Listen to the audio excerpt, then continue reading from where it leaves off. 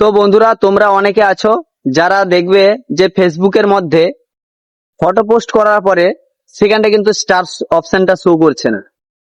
কিন্তু তুমি star setup পেয়ে গেছো, তুমি সম্পূর্ণভাবে স্টার সেটআপ করেছো, তাও কিন্তু তোমার সেই পোস্টের মধ্যে বা টেক্সটের মধ্যে স্টার অপশন শো করছে না। তো ভিডিওর মধ্যে কিন্তু তোমার স্টার শো করছে। আজকে আমি তোমাদেরকে দেখাবো কিভাবে তোমরা সেই স্টার সেটআপটা নিয়ে আসবে, বা তোমরা তোমাদের ফটোর মধ্যে পোস্টের মধ্যে কিভাবে স্টারটা নিয়ে আসবে অপশনটা, সেটা আজকে তোমাকে এই ভিডিওতে দেখাবো। অবশ্যই যারা নতুন আছো চ্যানেলকে সাবস্ক্রাইব করে পাশে থাকবেন, এবং নতুন হয়ে থাকলে অবশ্যই চ্যানেলকে সাবস্ক্রাইব করে পাশে থাকবেন। এবং কাদের কাদের এইরকম প্রবলেম হয়েছে যে ফটোর মধ্যে স্টার অপশনটা শো করছে না, অবশ্যই কমেন্ট অপশনে জানিয়ে দিবেন। এবং ফেসবুক থেকে যদি কোনো জানার থাকে বা ইউটিউব থেকে যদি কোনো জানার থাকে, নতুন নতুন কন্টেন্ট ক্রিয়েটর যারা আছো, অবশ্যই আমার চ্যানেলের বায়োতে নাম্বার দেওয়া আছে, সেখান থেকে আমাদের সঙ্গে যুক্ত হতে পারবেন। তো চলো বন্ধু, তোমাদেরকে আমি দেখাবো স্ক্রিন শেয়ারের মাধ্যমে, এবং ফেসবুকের কাছে রিপোর্ট করে দেখাবো কিভাবে তোমরা সেইটা ইনেবল করবে। ঠিক আছে, তো চলো বন্ধু, ভিডিওটা শুরু করা যাক। ফেসবুকটাকে ওপেন করে নেব। ঠিক আছে, ফেসবুকটা ওপেন হয়ে যাওয়ার পরে এখান থেকে আমরা কি করব, সরাসরি আমাদের প্রোফাইলের মধ্যে চলে যাব। ঠিক আছে, তো প্রোফাইলের মধ্যে চলে আসার পরে এখানটায় আমাদের দেখো সি ড্যাশবোর্ড আছে, এখান থেকে তোমরা যেতে পারো। এবং নিচের দিকে একটু স্ক্রল করার পরে এখানটায় দেখো আমার এই যে একটা পোস্ট আছে, এটা অথচ আমার কভার ফটো। ঠিক আছে, যার ফলে আমার কিন্তু এটা দেখাচ্ছে না। তো আমি একটু নিচের দিকে চলে যাই। ঠিক আছে, নিচের দিকে চলে যাওয়ার পরে এখানটায় তোমাদেরকে আমি দেখাচ্ছি। ঠিক আছে, এই যে এটা আমার একটা ফটো। ঠিক আছে, এটা আমার একটা ফটো।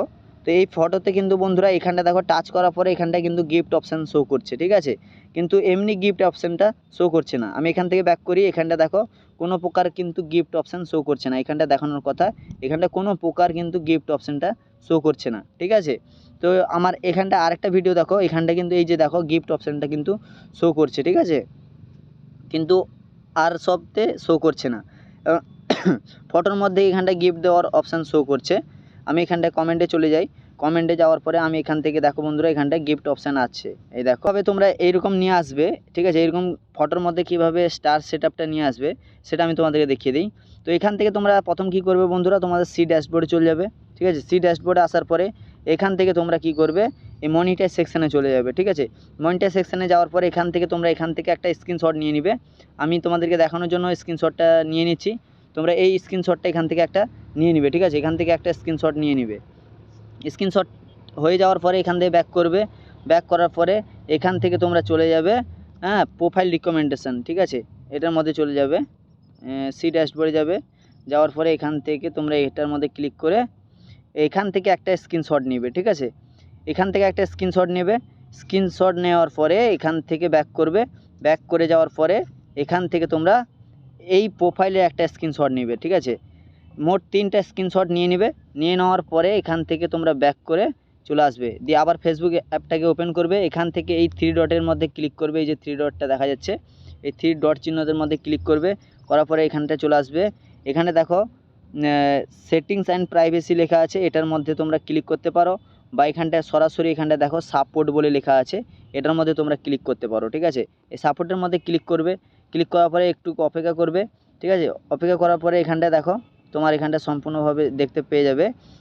একটু নিচের দিকে স্ক্রল করে আসার পরে এখানটায় দেখতে পাবে রিপোর্টে টেকনিক্যাল প্রবলেম। ঠিক আছে, আমি যেটা মার্ক করে দিয়েছি সেইটা রিপোর্টে টেকনিক্যাল প্রবলেম, এটার মধ্যে তোমরা ক্লিক করবে।